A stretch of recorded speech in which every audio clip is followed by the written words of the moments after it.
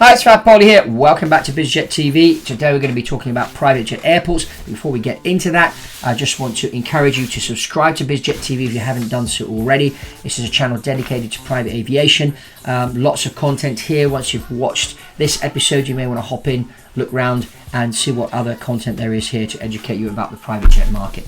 And there's going to be a lot more content coming in the future as well. So let's get into the meat of the episode today. Talking about private jet airports. Now, what a lot of you may know, some of you may not know, is that there are a lot more airports available besides those that are serviced by the airlines. In the US, we're talking 5,000 airports. If we look at the paved runways, if we look at the unpaved runway, there's 10,000 airports. And there are only about 500 airports in the US which are serviced by the airlines. So it just gives you a lot more options. In Europe, the numbers are similar. It's about 4,000 airports. 400 serviced by the airlines, and also in other parts of the world. But I'd like to talk today about 3 cities around the world that actually have an airport purely dedicated to private aviation, and some of these cities have more than one. And that's London, Paris and New York. Now we'll start off with London, as that's where I'm from. London Farnborough is an airport which is famous for the Farnborough Air Show. It's purely dedicated to private aviation. They've got a massive aviation terminal there called Tag Aviation Run for private jets, very well serviced. There's also a hotel on the airfield as well. There's also flight safety, have their flight simulators there. So there's a lot of private aviation stuff around the airport. It's also not too far from London to go in there. But London has a lot more airports around, as you can see. Now you can fly into Gatwick, Heathrow, Luton and Stansted, but there's a lot of airline activity in those 4 airports.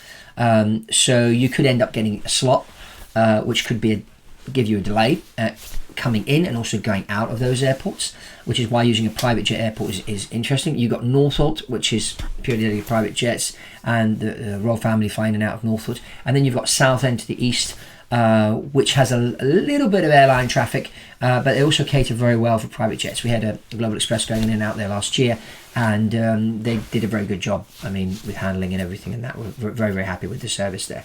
And then if you've got other airports nearby to the west side of London, you've got Oxford, which is convenient if you are actually going to Oxford for a meeting. Why not land directly at Oxford Airport? You've got Cambridge as well, north of London, where there's an airport. So there are a lot of options besides Farnborough of airports which are dedicated to private jets. You don't have to go into the main ones, and with a private jet going into the main ones, there are restrictions and there can be problems with slots and that. So that's London. Next one is Paris, Le Bourget, famous because Charles Lindbergh landed there when he did his transatlantic flight. That is purely dedicated to private aviation. The interesting thing about Le Bourget, there's about 4 different FBOs. So you can choose which FBO to park at and service you when you're there, and they're all very good. They compete against each other. Flight Safety also have a base here where they have a lot of simulators, so which your pilots can do their training. It's interesting, and there's also hotels on site as well. It's a good airport, lots of runways, and again, avoiding Charles de Gaulle or Orly, you can comfortably go into Le Bourget. There are other airports around Paris as well, depending on where you're going for your meeting. But that's all about Paris, Le Bourget. Next one I'd like to talk about is New York Teterboro.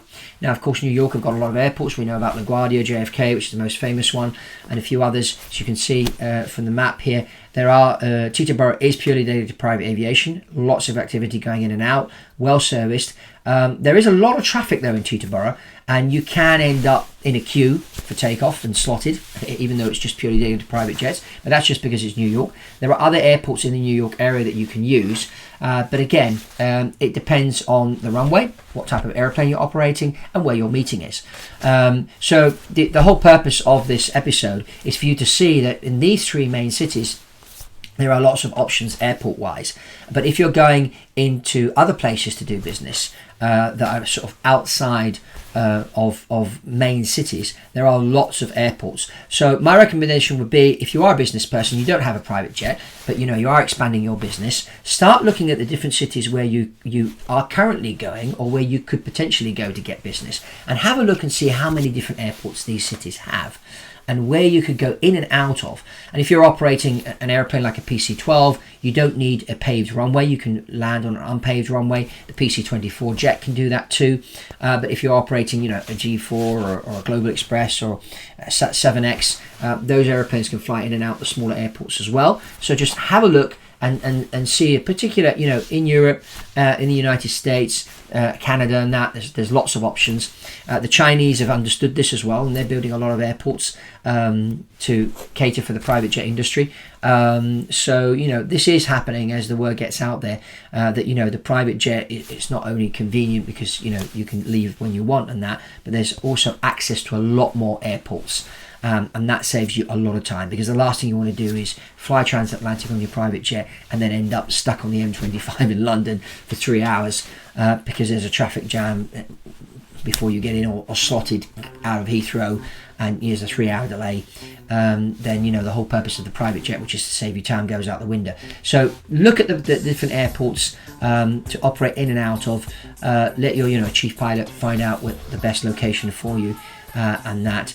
And that's really all from me on this episode. If you haven't subscribed to Biz Jet TV, I encourage you to subscribe, like this video, share this video. Let's get the word out there about Biz Jet TV. That's all from Fab Poli on Biz Jet TV, and I'll see you on the next one.